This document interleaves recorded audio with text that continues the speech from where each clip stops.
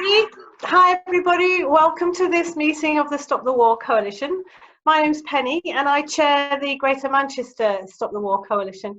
And we are really, really privileged tonight to have a great panel.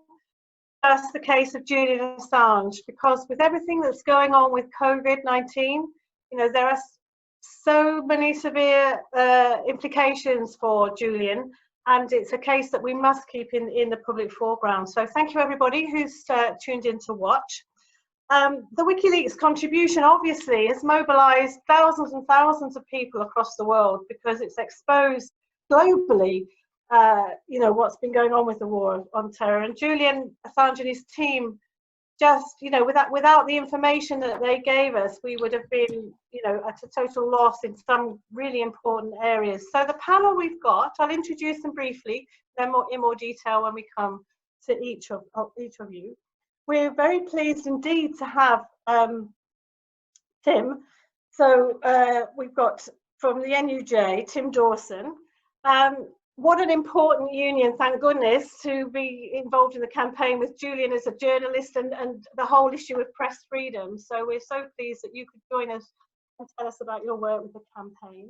We have Renata Avila, who's a human rights lawyer and has been part of Julian's legal team. And John Shipton, Julian's father. I mean, I don't think any of us can imagine how you feel and how this whole thing has been for you. You've been an anti-war activist for years, so we're really looking forward to hearing you tell us about what's happening. And John Rees, who is a founder member of the Stop the War Coalition, an author, and an organiser of the Free Julian Assange campaign. So thank you very much for joining us, John. Now, while the meeting's progressing, please do use the chat function. Ask us questions. We've got people waiting to take your questions, and when the speakers are finished, I'll be putting those questions back to the panel, or any comments that you want to say, please do. And please share and like the broadcast so as many people as possible can see what's going on. So I'm going to ask Tim Dawson to start the conversation off.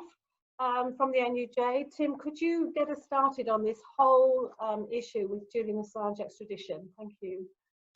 I can. Thank you very much, Penny, and thank you very much to Manchester Stop the War for inviting me. Like lots of people listening this evening, I'm sure I've had 6 weeks of very intensive Zoom exposure, but this is the first public meeting that I've participated in, and I think it's a really imaginative and interesting way of taking an issue to a broader public, and I really congratulate you on doing that. I've been speaking to public meetings for many years, and as a concept, it's completely familiar to me, but I have to confess, sort of trying to make a speech into my computer with this prospect that there may be nobody listening, there may be hundreds of people listening, is a slightly unsettling one. So I hope you'll accept this for what it is, my first effort at doing such a thing. If you want a tub-thumping platform speech about why we should be opposing Julian Assange extradition, I posted one on Twitter and Facebook earlier today. I'm going to try and talk about the issues in a slightly different way because of the medium, I guess. I hope the issues for press freedom and expression that arise from Julian Assange's case are self-evident, but in case they're not, let me quickly recap. If Julian Assange is extradited and then handed a barbaric sentence in the US, it will mean that any journalist anywhere in the world is susceptible to a kind of judicial snatch squad operated by the United States. And it may well be that we have a long wait before there is another case as high profile as that of Julian Assange, but make no mistake, any journalist working on a national security story will have cause to worry that they could be next. And if that happens, I think it'll have a globally chilling effect on journalists.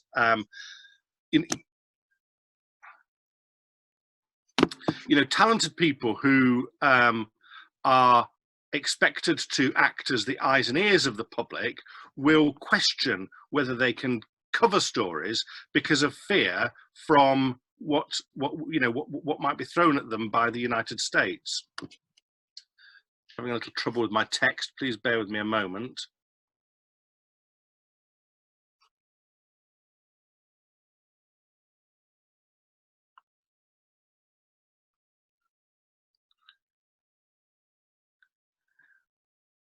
So, I mean, it begs the question, what can we do about the situation?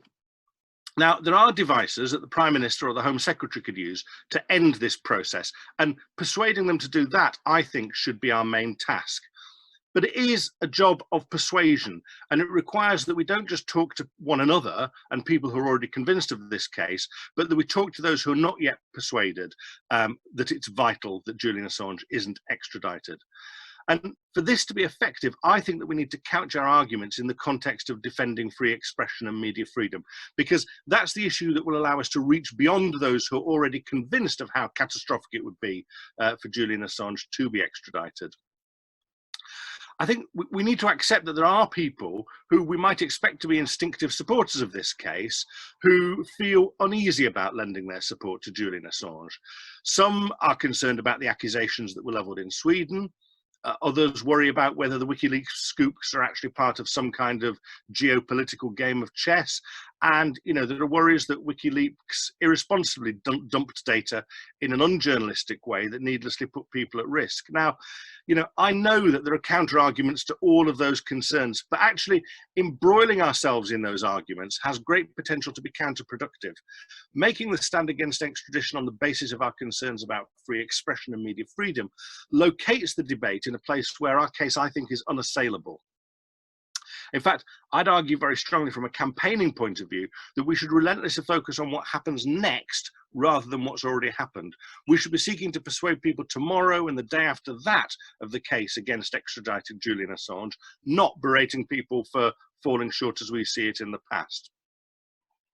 And I think for that to be credible, we have to be on top of the kind of the context and the multiple threats that exist to a free media. Before COVID disrupted lives, there was much to be concerned about. You know, the government had signalled that it intends to bring forward a new Official Secrets Act. We know from early drafts of that it would mean making a criminal offence of receiving a restricted document. So journalists could actually be sent to prison for receiving a leak from a civil servant or a military person. The unregulated use of surveillance cameras deploying live facial recognition risks journalistic sources. At least of the experience with the police using phone data is anything to go by.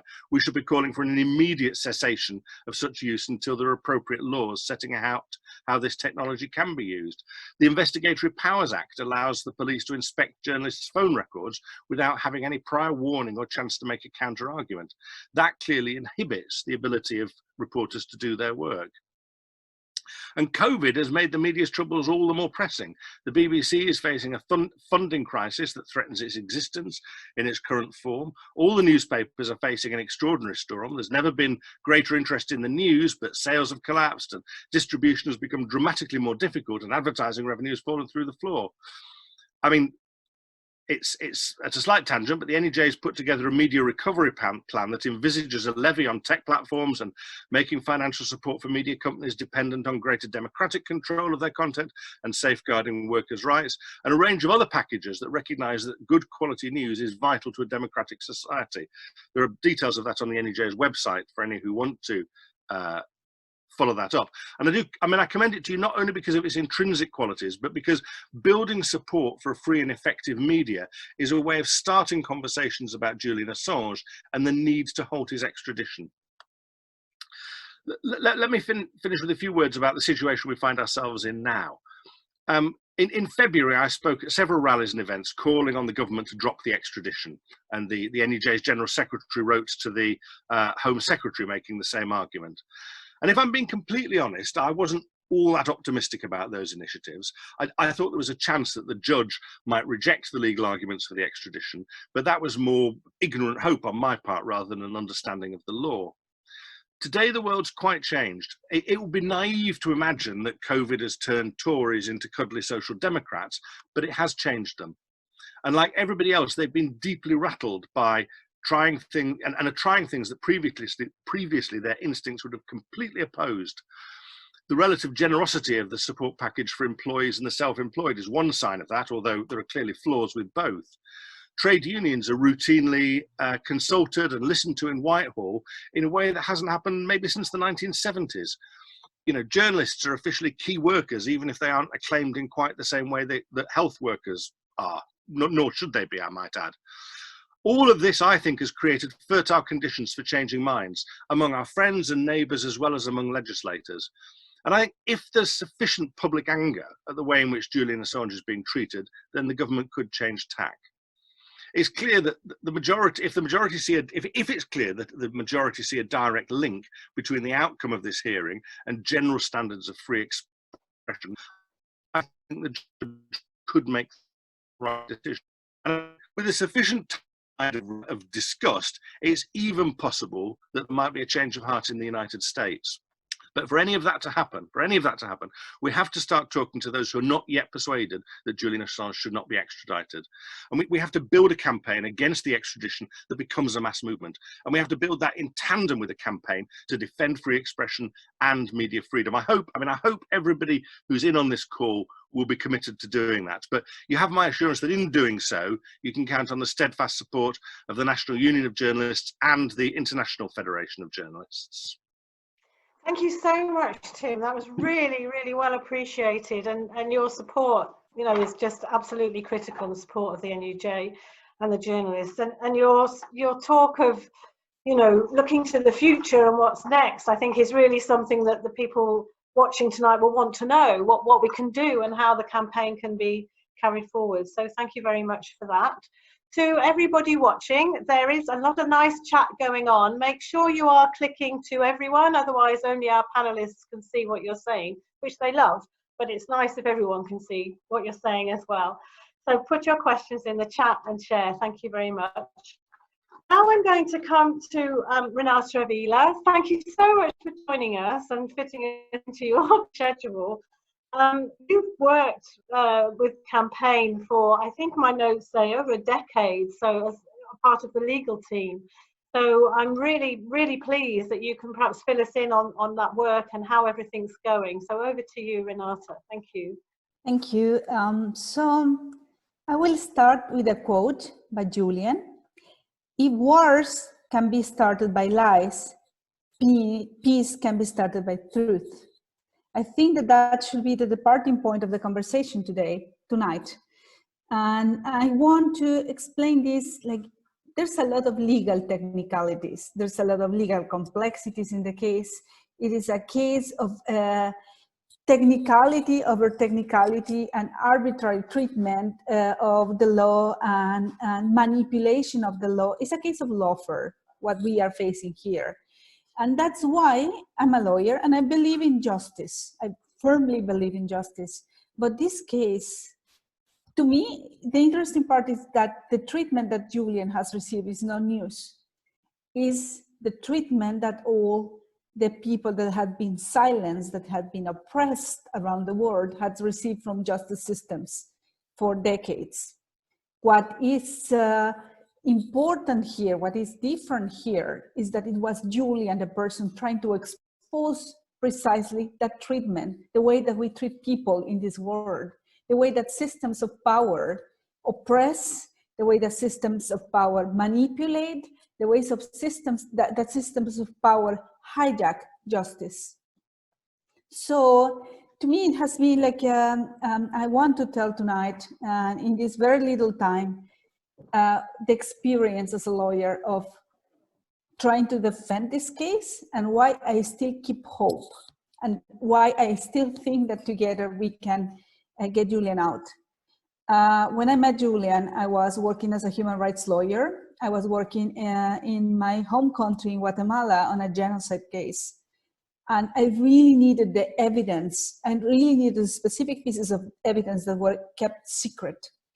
And that was the beginning of our friendship, because before helping him with the legal issues, I was his friend for a long time. And many, many people like me had benefited greatly from the work of Wikileaks. Maybe it sounds very far away from the realities of London. But when you're trying to litigate, when you're trying to bring justice to the most oppressed, the most marginalized people in the world, truth is your best weapon. And the way that you can expose these systems of power is the most powerful tool for accountability that you can have. At that time, like, you know, more than 10 years ago, 13, 14 years ago, freedom of information laws were starting. Were very revolutionary at that time. Imagine requesting access to information. Now, with this crisis, with the COVID crisis, we realize that actually we didn't solve in almost 15 years this problem, and we are still begging, we are beggars for the information that we have right to access. And Julian was this revolutionary shortcut to precisely the information that we need to fight back the structures of power. And so it was a natural alliance, let's say, and it was not only me. Like, behind Wikileaks is I would say hundreds of human rights lawyers and activists that had benefited greatly by it's not only the whistleblowers, you know, by the courage of him as editor of Wikileaks, of publishing, unapologetic, without warning, publishing, courageous publishing, exposing the most powerful people in the world. But of course, that comes at a cost. And the problem is, the way that I see the case of Julian is, it is like when you have this great party and everybody attends the party, and only one person, after all the people benefited greatly and had fun and had and celebrated and did lots of things, journalists, human rights activists, researchers, news outlets, everybody benefited from the WikiLeaks, you know, space, and only one person is paying the bill. And I find that completely unacceptable, you know. It is as immoral as leaving a dinner party without paying your bill and without even saying thanks to the host. That's the situation, that's the cowardice that we are facing today.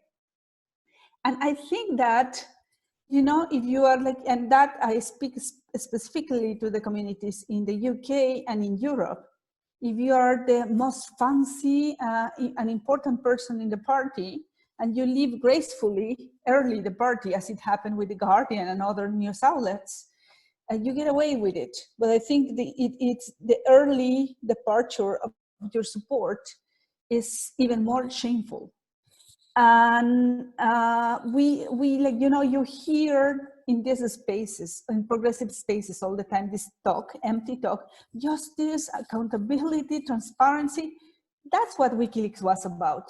But not just nice talk, it was action. It was action sponsored by people. I mean, all this propaganda that it was a Russia operation that was, is completely false. And it was so revolutionary that WikiLeaks was running, unlike all news outlets all over the world, on donations of $20 per, like, individuals like you and me. And that was the power. The power was you had unfiltered, uncensorable space to expose power structures. And that's why Julian is facing the consequences that he's facing. We can discuss technicalities. We can discuss whether he will be extradited or not. But what I want to address tonight is that the cost, the bill that we haven't paid of using this space and benefiting from his courage and leaving the party without paying the bill, that bill is going to return not 10, not 100, not 1,000, million times bigger to all of us. Because leaving this person with the bill will mean leaving our systems of accountability and leaving our systems of justice completely vulnerable. Giving up so much power, the power, like, if you think, the way I see it is Julian, the gesture of courage of Julian, of publishing truth, uncensorable truth, truth about the most powerful people in the world. If he's extradited, if he dies, if he's sacrificed, those who will bear the cost is all of us and our children and the children of our children, because we will have given up tremendous power. He shows a little bit of that power that we can exercise, and we are giving it away with cowardice. So I'm happy to respond to technical questions. But the reflection that I want to leave tonight is we need to go back and do our work and our responsibility and dimension the importance of his case. And the importance of his case for our communities, especially for anti-war communities, is the ability to hold those in power accountable, the ability to speak truth to power, and the ability to be courageous and stand by what we believe in. The rest of it is distraction. The rest of it is diversion on the focus, and the focus must be that. They are killing the messenger, and we cannot afford that, especially not now. That's all I have to say. Thank you so much, Renata. That was very moving, and the fight. Yeah, with a lot of clapping going on.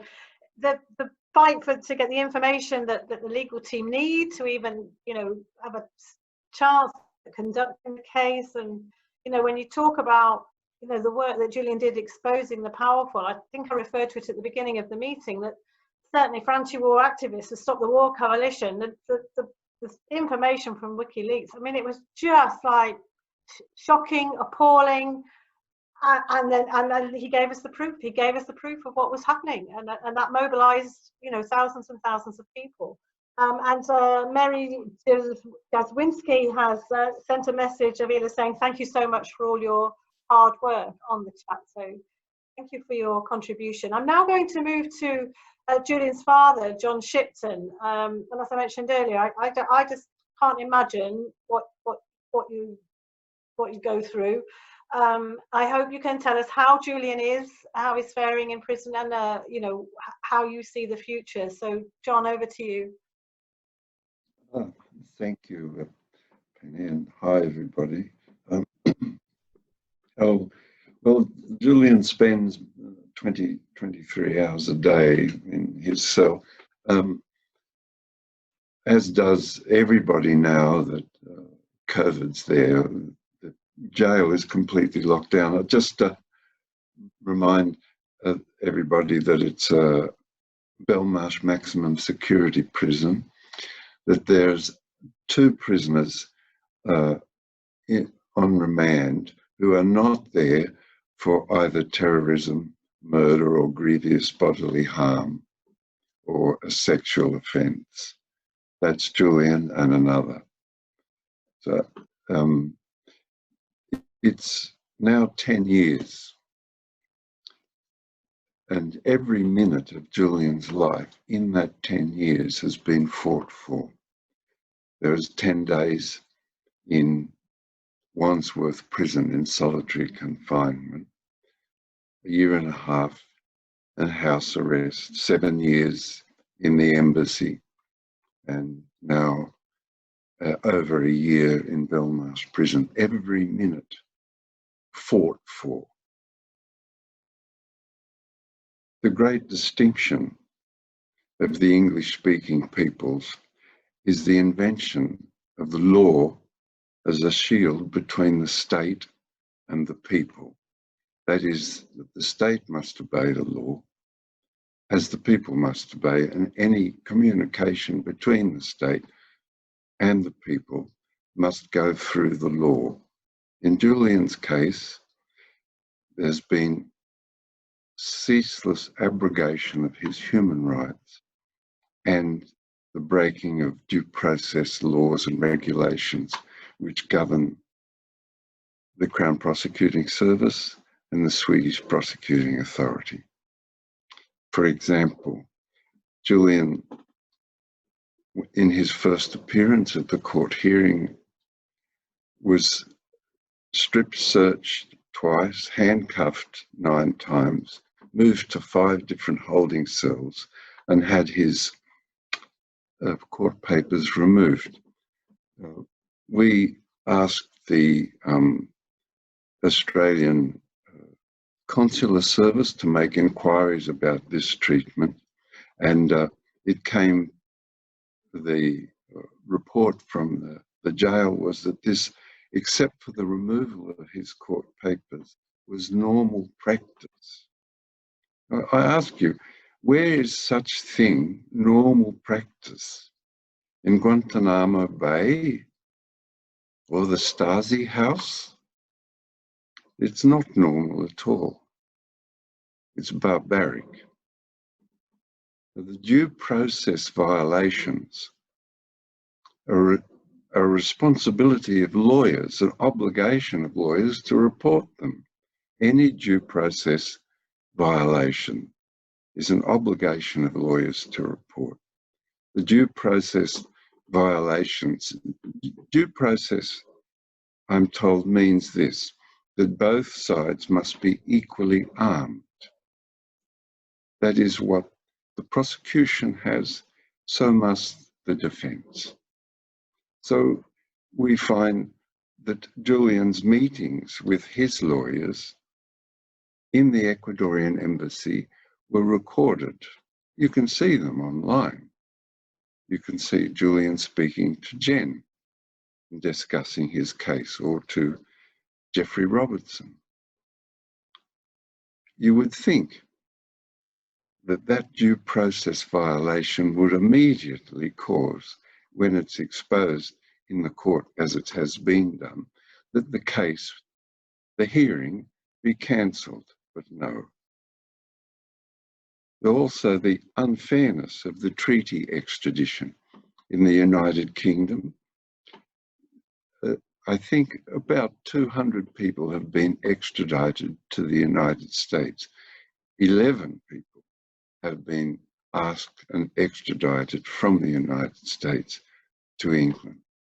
This is a matter, in my view, of national pride for the United Kingdom to ensure that these judicial abductions of United Kingdom citizens stop. In the case of Mike Lynch, who's a technologist, is under extradition to the United States, or in the case of Julian, who's a publisher. Both are scandals. So please support DEA, and we will ensure that Julian comes home to us in Australia. Thank you. Oh, thank you so much, John. That was, yeah, thank you so much. That was very moving, and I can't begin to understand how Julian's conditions in prison are affecting his health, and I know you see that. And so one of the comments, John, was thank you so much for the bravery in talking to us and even being able to talk about this, never mind fighting for justice every day. So thank you very much. That's from Martin Hall. We've got a lot of questions on the chat about how we can make more people aware of the campaign and how we can look to the future. So I'm hoping John Rees, as one of the organisers of the campaign, will be able to cover some of that. If not, we'll come back to that in questions. So John is a founder member of the Stop the War Coalition. He's an author, and he's been working for the campaign and doing loads of really exciting stuff to try and build awareness against the extradition. So over to you, John, to bring us up to date with everything. Thanks so much. Thanks so much, Penny, and my thanks to Manchester Stop the War Coalition for hosting this event. It's entirely appropriate that we should. We were involved right from the beginning with this issue. I was personally at the famous press conference in the Frontline Club, where the first exposures of the truth about the Iraq and Afghan war that came out of WikiLeaks were announced by Julian. And right back in 2012, we held, I think, the first solidarity meeting with Julian when he went into the Ecuadorian embassy, which had Jen Robinson, Tariq Ali, and the late great Tony Benn speaking on that platform. So we're proud to continue that work, and we're proud of that history. And I want to pick up the point that Tim was making when he said that we've got to get a very clear message that carries as far and as wide as we possibly can. And I very much agree with that. And I think that's the business of activists, and the business in particular of anti-war activists. You know, people have sometimes said to me over many years of political organising that you just preach to the converted. And my answer to that is always this. The church has survived for thousands of years by preaching to the converted, because they know a very simple thing, and that is that the converted go and preach to the unconverted. And how successful that preaching is depends on how clear the message is. And I want to boil this right down to the simplest, clearest principles involved in the Julian Assange case. And they are this, because this case is about the exposure of the Afghan and Iraq war logs. I've been in the court. That's what the American prosecutors say. They're not concerned with Hillary Clinton. That's not part of this case. They're not concerned with Russia. That's not part of this case. This case, and the prosecution are absolutely clear about this, is about telling what happened in the Afghan and Iraq war. That's what they go on about in court. That's what the accusations that Julian would face in America are about. So the one thing you need to ask yourself, every activist, every citizen, every trade unionist, anybody that hears about this case, the one question you have to ask yourself is this: did you want to know what your government was doing in your name and with your taxes in an illegal war in the Middle East, or do you not want to know that information? And if your answer to that question is, yes, I would like to know. Yes, I would like to know what my government is doing with my money, with the lives of our citizens, what it's doing to waste the lives and destroy the lives of thousands, tens of thousands, hundreds of thousands of people in other parts of the globe, then you're a supporter of Julian Assange. Because it was the business of Chelsea Manning to hand over to Wikileaks the truth about what happened in the collateral murder video, the video that shows a US Apache helicopter gunning down Reuters journalists and innocent bystanders in Baghdad, which dramatized everything that was wrong with the Iraq war. And if you think you had a right to see that, if you think you had a right to know about that, then you're a supporter of Julian Assange and an opponent of his extradition to the United States. You will have perhaps heard Mike Pompeo, the CIA director, saying that they want to prosecute Wikileaks because it is, and I quote, a non-state intelligence agency. Now, pause for a moment and think about that phrase. If you're a spy, what you do is take the secrets of one government and give them secretly to another government, which keeps them secret in order to use them in the great power game of international politics. What you do if you are a journalist or a publisher is to take information which the government does not want to tell the people and allow the people to hear it. That's the difference between spying and journalism. That's the difference between somebody who is acting in the public interest and somebody who is acting against the public interest. And that's what's at stake here. Think about that phrase, a non-state intelligence agency. Well, who are we talking about when we're not talking about the state? We're talking about the people. So what Pompeo is really saying is that Wikileaks and Julian Assange are an intelligence agency on the part of the people. And I say, in the modern world, that's exactly what we need. We need a people's intelligence agency which tells the people what governments and corporations are doing in their name that they'd rather keep secret. That's the business of journalism. Well, it should be the business of journalism, and it is the business of good journalism and great journalism. Because if we were only told those things which governments said that we ought to know, which were already in the public domain because states and corporations had put them in the public domain, if that was all the press did, then the press would look like the press in the worst of totalitarian regimes. It is only a free press if it tells us things which the great and the powerful and the rich and the wealthy don't want us to know. That's what journalism is about. And Julian Assange should not be extradited to the United States to face charges under an Espionage Act designed for First World War spying for doing that business. That's the only issue in that case. There is nothing else but that at stake. But Tim's right to say if we lose that case, then the whole of progressive journalism would be damaged by that. It would be, and is designed to be, a frightening operation for journalists. And I believe that's why the tide has begun to turn over this. It's not true, actually, now. It was true relatively recently, but is not true now that there isn't huge and mainstream support for this case. The Guardian, which for years was so equivocal, even though they published this information in partnership with Wikileaks back in the day, its editorial line now is to say no extradition.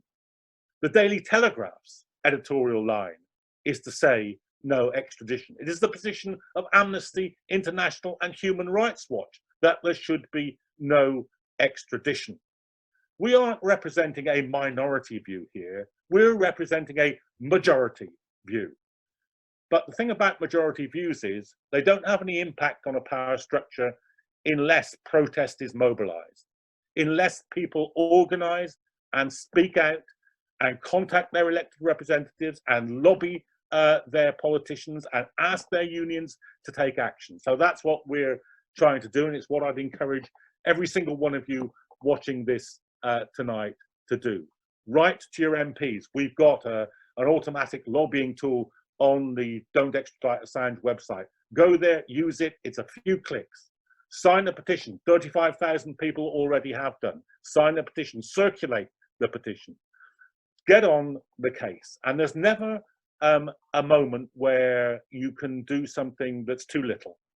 If you share a video or click a like button that you weren't going to do before, good. If you can do more than that, certainly do it. But do something. Because it's only when we do something that they change their behavior. And we're in an era where surely that must be apparent. Throughout the COVID-19 crisis, throughout the whole period of the war, throughout austerity, the only reason they change their minds is because the mass of people say no. So help us say no to the extradition of Julian Assange. Thanks very much. Well, thank you very much, John, and certainly plenty there for people to get on with. We'll be posting the links to the website and the lobbying tool in the chat in the next few moments. So please do, get on and do that. I just wanted to read something that came through on the chat from Ratna in India. You are not the only one who is fighting these extraordinary, insane people. We are all with you. We, like the journalists from all over the world, are fighting for him. Morally, we are with you. And I thought that was a really moving contribution to the chat. So I'm going to just ask a question of the panel. First of all, we will be moving on to lots of actions, but there's been quite a few questions about the case. So I wondered if you could tell us where we are with the actual case, when you expect the next hearings to be, questions about why bail is being refused, etc., etc. So I guess, Renata, would you be the right person to start with us, and then we'll... Well, I have to be precise that I'm in charge of a more international strategy. There's a team of dedicated lawyers in the UK, but I can say I'm very pessimistic, because there's a big push for the bail, and I think that the only way to win this bail application is with public outcry. The only way is with massive push from the people in the UK specifically. I think that we have seen Julian's partner, we have seen the children, we have seen his father.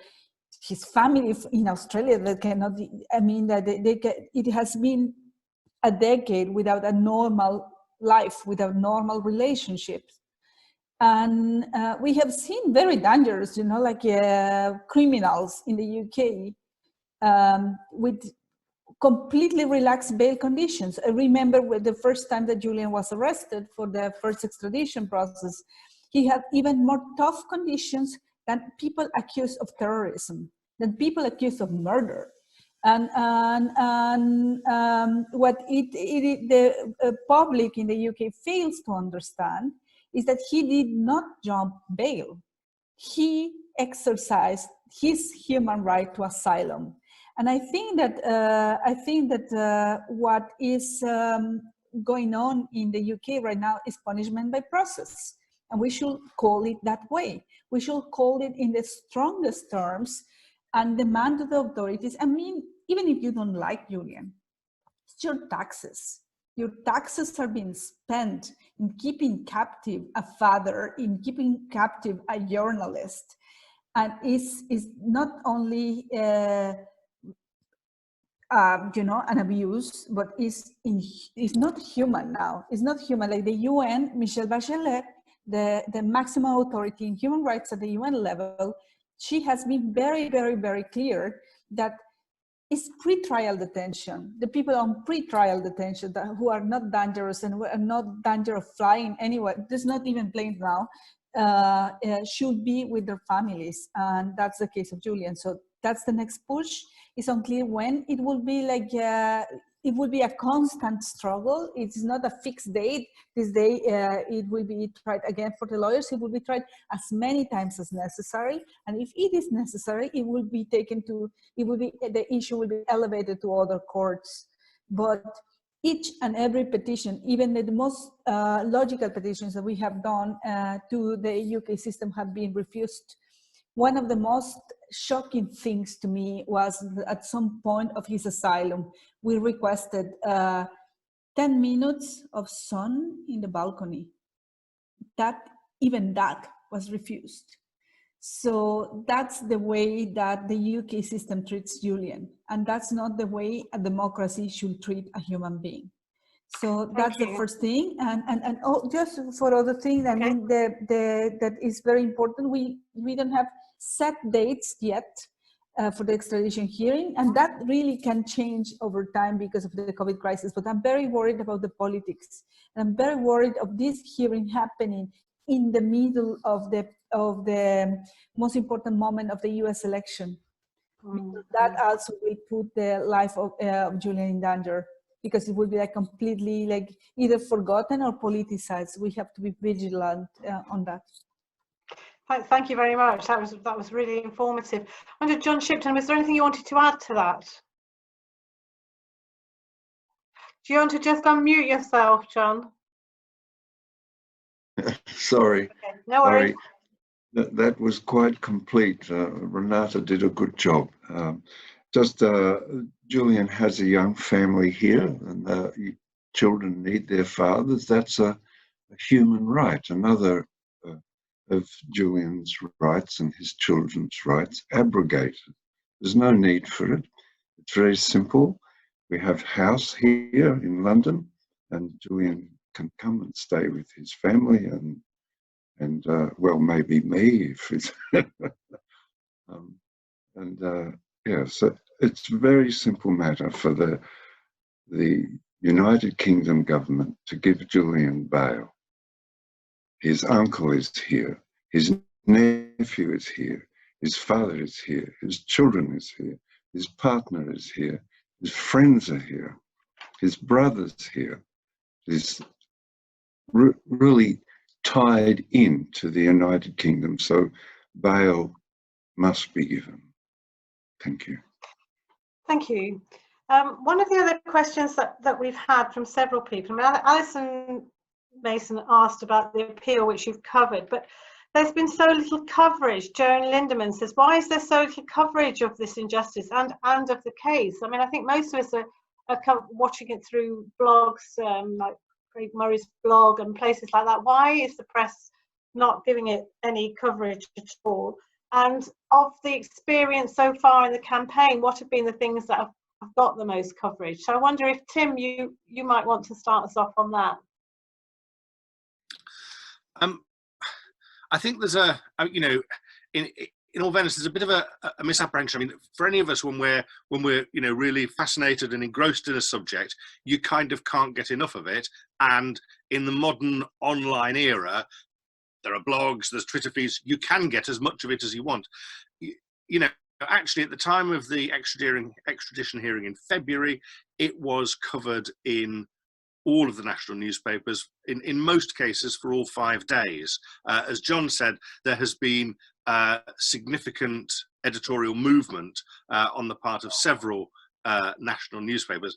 Clearly, you know, when you're campaigning with something, there can never be enough coverage in the mainstream media. But I think actually the trick is in thinking of ways that a story can be taken into the mainstream media in different ways, or to highlight different elements of it. So, you know, I think that the position taken by the international doctors on the state of Julian's health, you know, was a really effective new piece of information brought into the public domain by that. I think that the, you know, the Niels Metzer report, you know, brought another whole new element of information and interest into it. That, you know, for the most part, the mainstream media is not going to run something in its editorial pages day after day simply because they think it ought to be in people's face. They're going to report things when there's something new to say. And I think actually, while, you know, as an activist, one is never satisfied, actually there has been quite a lot, but that's no reason why we shouldn't be working on ways that there can be more.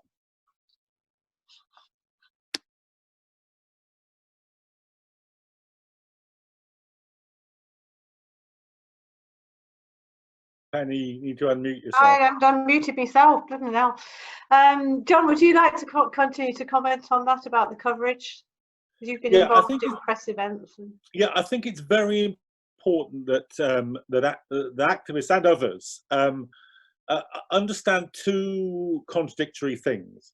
One is it true that in general the press is hostile to things like this? Yeah, that's true. Is it an uphill battle to get them to treat it seriously or sympathetically? Yes, that's true. Is it impossible to get some journalists, some papers, some media to do those things? No, it's not. And at certain times, the tide turns towards you, and at certain times, the tide runs away from you.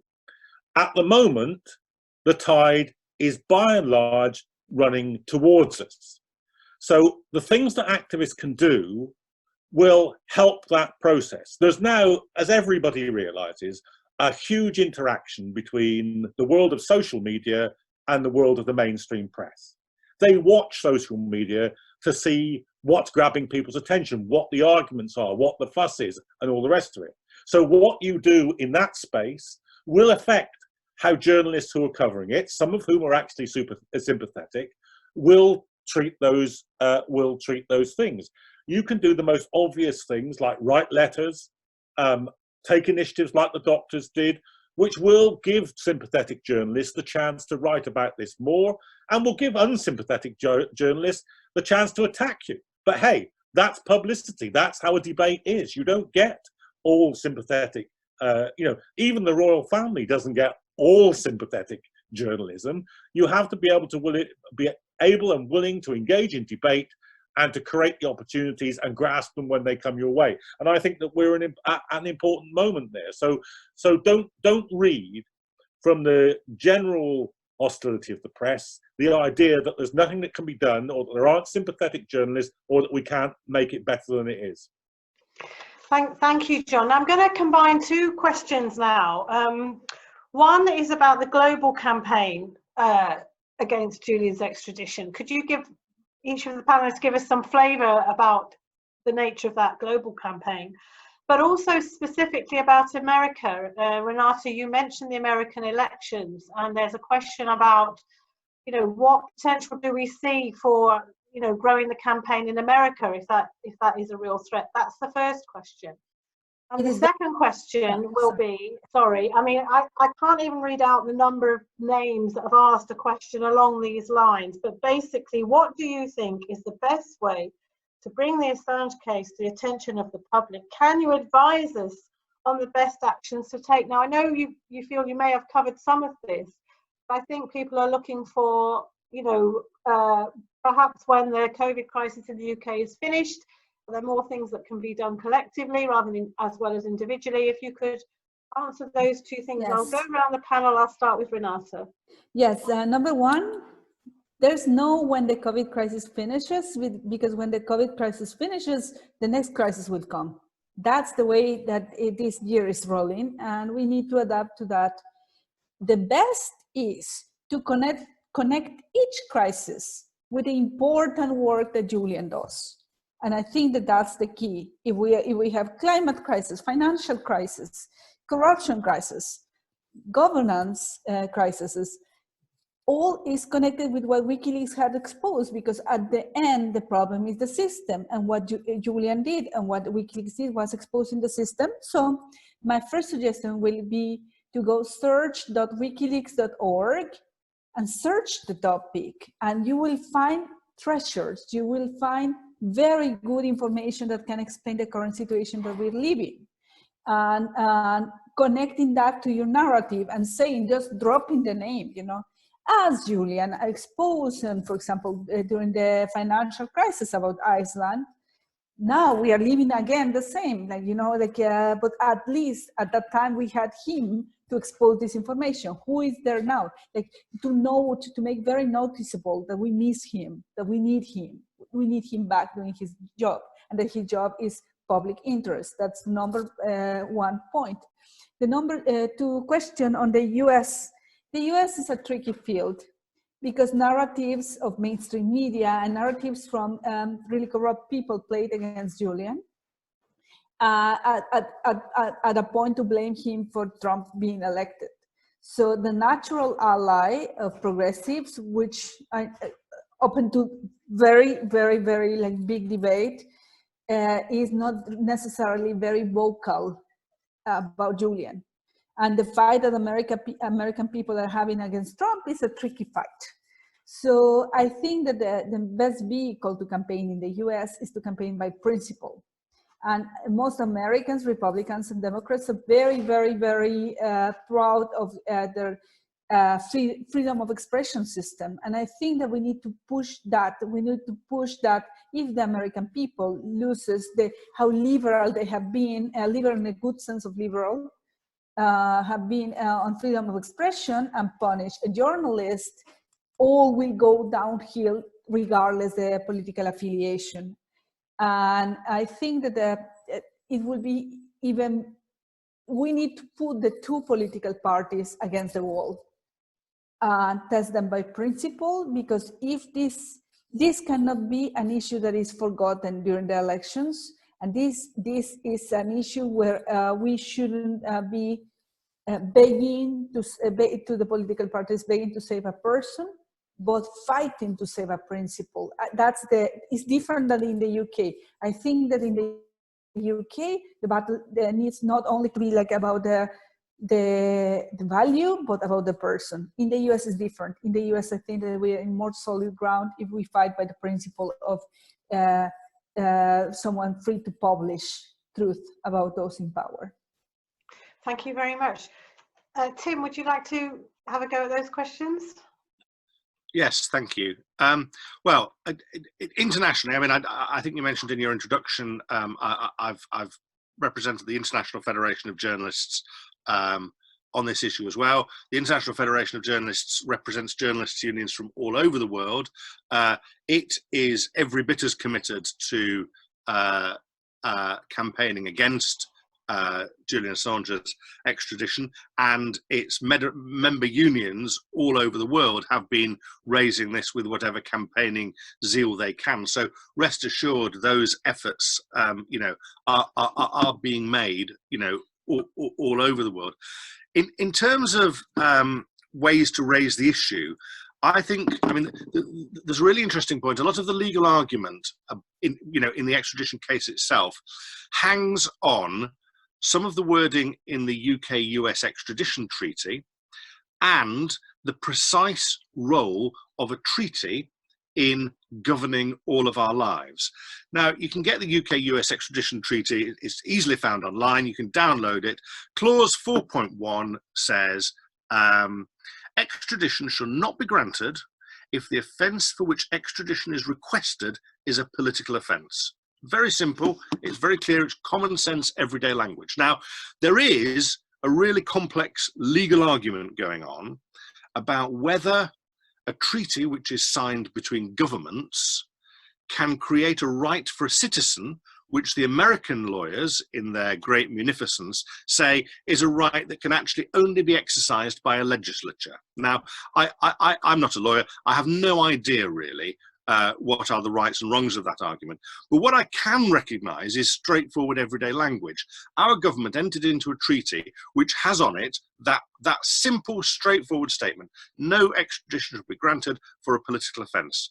Now, either that should apply in the common sense way that most of us would read it as ordinary non-lawyers, or it begs the question, why was it inserted in there? Was it inserted in there simply to fool people? In which case, that is a disgrace. That brings our whole system of government and legislation into question. And I think that's a point worth raising. It's not, you don't have to be legally qualified to say, why does this say this in straightforward, plain language if that's not what it means? And if that isn't what it means, then what other trickery is being performed on the populace? I think that's, it's a line of argument that can be taken to people who, you might not imagine were natural supporters, but you can say, why would this not apply in the way that it appears to in this important legal document? Thank you very much, Tim. John Shipton, could you add to that? Just unmute yourself. Yeah, I got it.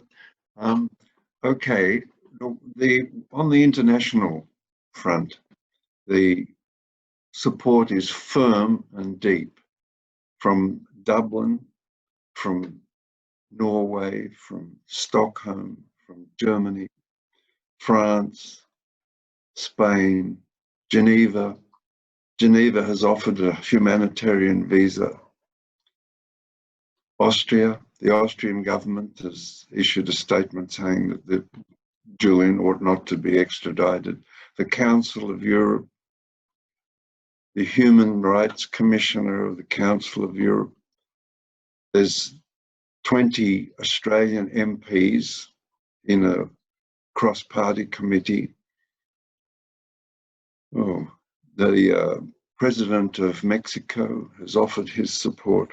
So it's deep, firm, and active internationally. Up until COVID, there were meetings all over Europe, which I attended constantly. Every day there was another meeting in another country of Europe. Very important. So the depth, the vigor and firmness of international support is a wave, a tide moving towards the UK, and which the DEA, the Don't Extradite Assange, now manifests. As soon as COVID declines, then the public meetings can begin again, and face-to-face meetings in this matter are vital. Anyway, thank you. And thank you, John. You're right. The Zoom meetings can do their best. I think we've had between 300 and 400 watching tonight live, which is absolutely fantastic. And we know we'll get many more replays, over the coming 24 hours. John Rees, I wonder if you could add to that about the global reach and the American situation. Yes, I can't really better John Shipton's report. I mean, John, it should be said, John is a remarkable activist, and I know that over months and months he has travelled from city to city to city throughout the world and throughout Europe. So you must take what he says as gospel and as direct testament from his own experience. I think we have a tougher case here because this government has got flesh in this game. To be honest, probably if you were sat in Germany or Spain or Italy, you couldn't quite care less if the British government got into trouble over this, given the politics of recent years. But the British government all British governments are Atlanticist governments. They're linked by intelligence and armaments and economy to the United States, and it matters to them in a way that very few other things do, that link. So that's why they're so willing to go along with this, and why the extradition treaty is such an outrage. John Shipton was right again early on to say, 200 UK citizens shipped out of this country to the United States. Only 11 Americans have come the other way under this treaty. And the case of Harry Dunn, killed by the CIA agent Anne Secoulis outside a airbase in this country, skipped the country, the Trump administration refusing to let her back. Very heartening, actually, for our campaign that Rad Steiger, the legal advisor to that campaign, has made common cause with us to say this is a ridiculous treaty, and it is a ridiculous treaty. It lets the guilty go free and imprisons the innocent. That's the definition of a lousy piece of legislation. And Tim's absolutely right to say that the American prosecution are trying to have it both ways. They're trying to extradite him under this treaty, but they don't want the political qualification applied. It's like, for them, it's like Schrodinger's treaty. It applies in some cases and other clauses of it don't apply. So the thing's a mess. The thing is an absolute mess, and nobody looking at it for a second with unbiased eyes could possibly go along with it. And I think we need to make the most of that argument, because there are many people a long way from natural supporters of Julian Assange who recognise that this is an unfair and unbalanced treaty. It was a very important moment for us, I think, when Jeremy Corbyn, in one of his last Prime Minister's question times, with our encouragement, asked Boris Johnson about this treaty. And Boris Johnson's answer was interesting. He didn't do what Boris normally does. He didn't say, "Oh, you're a communist, you're defending a spy." That wasn't his reply. He said, "No, we defend whistleblowers, and this treaty is," and I quote, "unbalanced." Now, the question arises from that. Well, if Boris Johnson thinks this is an unbalanced treaty, why the hell are we trying to extradite Julian Assange under it? So I think, I don't want to speak too much about the international situation, because for me, this is where we are. It's a British court. It's British political actors that are going to decide this, and the international solidarity is brilliant because it encourages people in this country to take the fight to the people that are trying to do this. Thank you very much, John. I mean, there's been several points on the chat about where we can see the list of countries, and what you just said, John Shipton, because it kind of makes you feel, my goodness, if all these people in other parts of the world are doing this, why the hell are we doing a lot more in our country? So I think that international solidarity is really important in kind of invigorating ourselves to get more involved in the campaign. I'm going to come to just a final summing up from you all, just in a moment. But just to say that, most of the comments that we've been seeing both on Facebook and in the chat here have been so positive about you all coming together. And I think that this type of meeting, while we're in this situation, can do so much to raise awareness on social media, to try and make the noise much louder. So I think in the last sort of summing up, if there was one thing, if you could just pick one thing that you would want people watching tonight to do, what would it be? I'm going to ask you, Tim, I'll put you on the top spot first of all to start. Well, I mean, it's an easy answer, but the thing that is most proven to have an effect on governments is people making their concerns known to elected representatives. If you take a form letter from the DEA website, that's one thing. Better still to give it 20 minutes thought and write something yourself about why you think this is an outrage. And when your Member of Parliament replies, say, I'd like to come and see you and explain my issues with this and what I'd like you to do as my representative in Parliament. Lots of them won't be persuaded, and lots of them won't concede to people lobbying them like that their minds have been changed. But those are the people who go back and say to the whips, you know what, 3 people have contacted me about this week.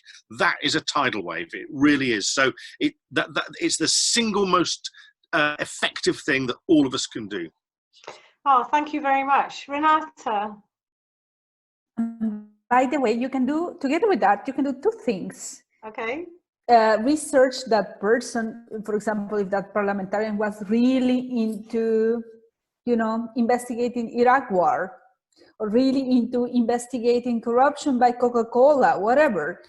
So you, before sending that, you search .wikileaks.org, look for some relevant, sexy cable publication information about it, and you print it. And you attach it to your petition to connect something that is valuable to this parliamentarian representative to the petition, and say, like, you know, he was working and he was exposing things that you care about. And everything is there. Everything is there. It's like years and years of dedicated investigative journalism. And I think that making that connection is really useful. And on top of that, take your telephone, use social media, and share what you found. Educate yourself. Share what you found. Do at WikiLeaks. Julian will be very thrilled to see that the impact and his courage and all the things that he published are still alive and are still producing changes in the lives of people. Thank you so much, Renata. That was really, really helpful. John Shipton, what one thing would you ask of everybody tonight?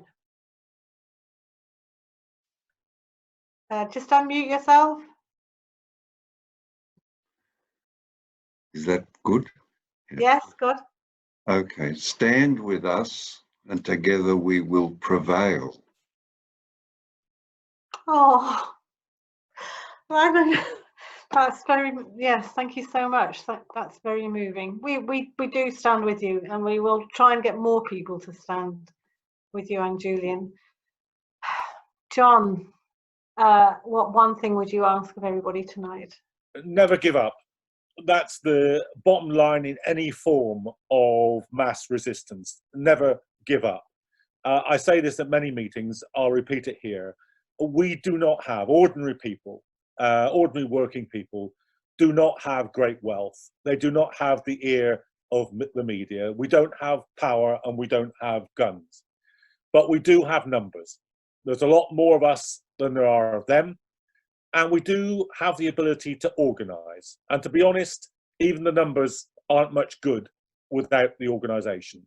That is the entire history of the trade union movement in this country. It is the entire history of every social movement in this country, of any real power whatsoever, from the Chartists to the suffragettes, from the suffragettes to the new unions, from the new unions to CND and to Stop the War. Numbers and organisation. Never give up. Do what you can. Get organised. That's what you should do. Thank you so much, John. That's really galvanising us. I can see, like, suddenly lots and lots of comments on the chat about, yeah, we're going to do this. The tools have gone up. John Shipton, the links to the website have gone up. The lobbying tools gone up. So, guys, it's all there for you to crack on and support the campaign. Thank you very much to our panellists. I mean, just such a privilege to hear firsthand from all of you tonight. The next Stop the War online meeting is the 16th of May with John Pilger, which is Cut War, Not Healthcare. So there's another one to look forward to. But this meeting has been about this campaign not to extradite Julian Assange. So please do get behind it and do whatever you can. And thank you so much to our panel. Thank you. Have a great evening. Thank you.